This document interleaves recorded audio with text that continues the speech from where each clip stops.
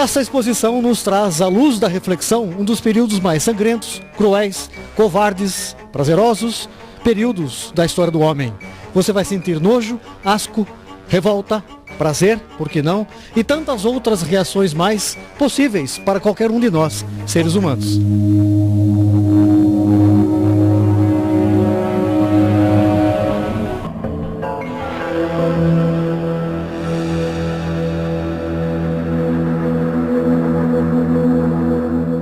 Esta aqui é a famosa Virgem de Nuremberg. Eu acho que de virgem não tem nada, viu, Carla? Não tem nada.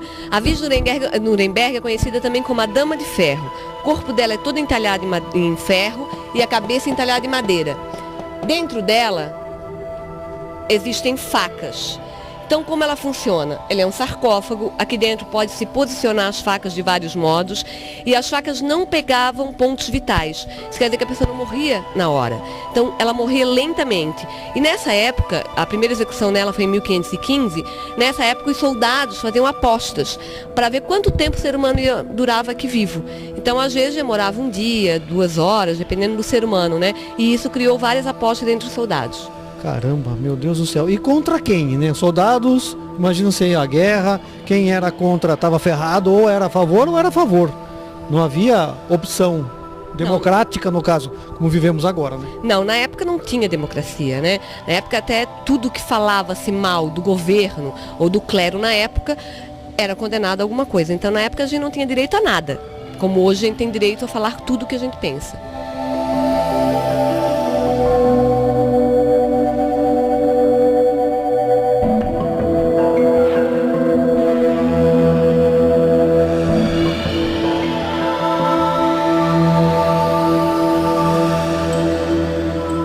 Cócegas espanholas. Isso aí já faz parte da Inquisição Espanhola, 1300 a 1700 mais ou menos. E eles usavam isso nos prisioneiros. Claro que era um objeto de tortura. Amarrava o cidadão e ficava com isso aí, coçando as costas dele. Já pensou, Cacá de Mendes?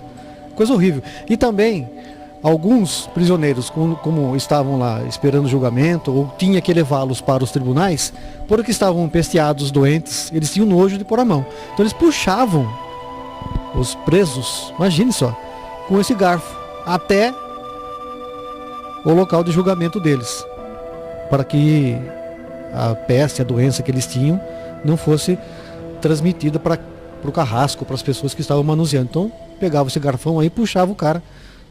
Um absurdo, né?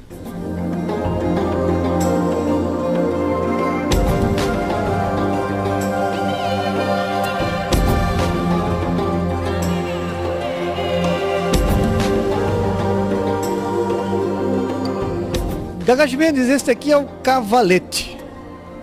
Numa visão mais nua e crua do negócio, parece que é uma coisa que vai e vem, mas não é bem isso, né? Não.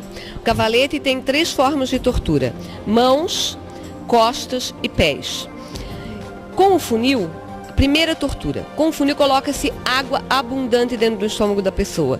Quando o estômago está bem cheio de água, o carrasco pula em cima. A pessoa morre de hemorragia. Segunda tortura. Com o funil ainda, coloca-se óleo fervendo dentro da pessoa. Então vai queimando a pessoa aos poucos. E a terceira tortura, muita gente já ouviu falar do pingo d'água, que foi usado até na ditadura militar. Aqui não, aqui é o fio d'água na testa. Isso era para acusados de bruxaria. Então a pessoa ficava deitada e um fio d'água ficava por vários dias na testa. Deixa a pessoa louca. Eu acho que é importante falar, porque as pessoas quando falam do Carrasco, acham que ele era uma pessoa ignorante, né? E o Carrasco não era uma pessoa ignorante, era uma pessoa culta, intelectual da época, estudava para fazer o trabalho dele e ganhava muito bem para fazer o que ele fazia. Ele era treinado para torturar uma pessoa. Tá vendo? Eu não sabia disso, você sabia disso? Eu queria ser Carrasco, credo. Deu não.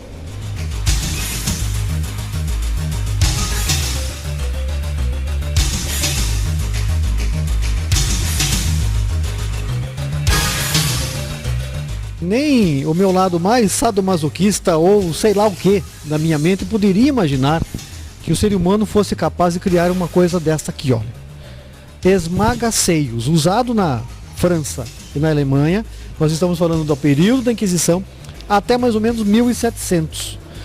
Isso aqui, gente, eles esquentavam as pontas e principalmente aquelas tidas como bruxas tinham seus seios esmagados assim, a ferro quente. E você observa aqui que pela abertura dos instrumentos eram mulheres corpulentas, seios fartos, porque naquela época as mulheres eram mais gordinhas, né, Cacá? Não é que nem hoje, todas silhuetadas, mas, gente, olha que absurdo, esmagavam os seios das mulheres com ferro quente, ferro em brasa. Tanta coisa melhor para se fazer com o seio, né, Cacá? Pois é.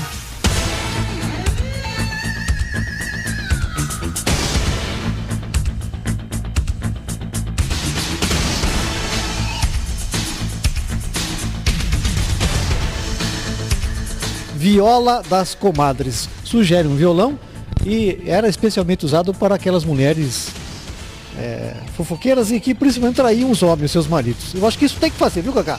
Eu acho que isso é muito importante. Brincadeira essa parte? Claro que não, né, Carla? Você não concordaria comigo, né? Lógico que não. A viola das comadres é uma tortura psicológica. Era exatamente usada para mulheres fofoqueiras e briguentas e por mulheres acusadas de adultério. Então, digamos que eu briguei ou fofoquei contra a mulher, era colocado um instrumento em mim e um instrumento em outra mulher.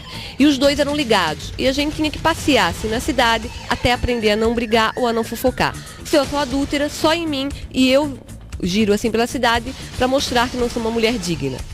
Só valia para a mulher adúltera essa punição. O homem, se ele fosse um traidor ou tivesse amante, ele não sofreria.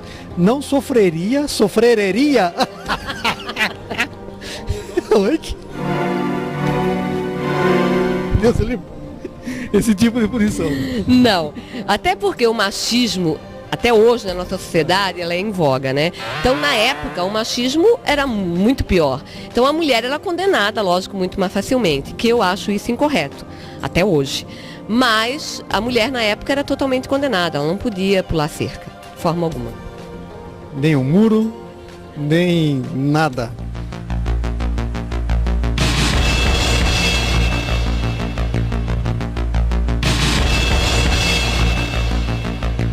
Olha, ó. A flauta do bagunceiro, século XVII, provavelmente de origem holandesa, usada para punições menores, para aqueles briguentos que perturbavam a paz e a ordem pública, para aqueles que blasfemavam, aqueles que atrapalhavam as missas e também para os maus músicos, Cacatimentos. Eu não. Eu sou um músico frustrado. Provavelmente eu usaria isso se eu vivesse nessa época, se é que não vivi. E imagina um pouco também, né? Colocava nas mãos, né? Prendia ali os dedos e no pescoço do cidadão. E obrigava-o a ficar em praça pública, principalmente perto das igrejas, dos templos, enquanto o povo fazia aí o seu vai e vem natural, e o cara ficava lá exposto com essa tal de a flauta do bagunceiro.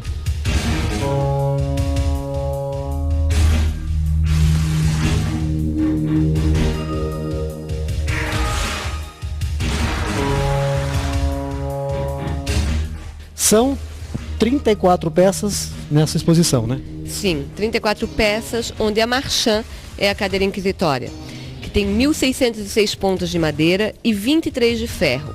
Como era usada? O ser humano era colocado nu em cima da cadeira e com o próprio peso, lentamente, os pregos iam penetrando e a pessoa ia morrendo. Leva 3 dias para a morte. O que se obtinha nisso? Era a morte certa ou era para a pessoa confessar alguma coisa? Na época da Inquisição, não tinha uma morte letal sem a tortura. Tudo era muito lento e com muita tortura. Então, a cadeira inquisitória, o próprio nome já fala, era inquirir o prisioneiro.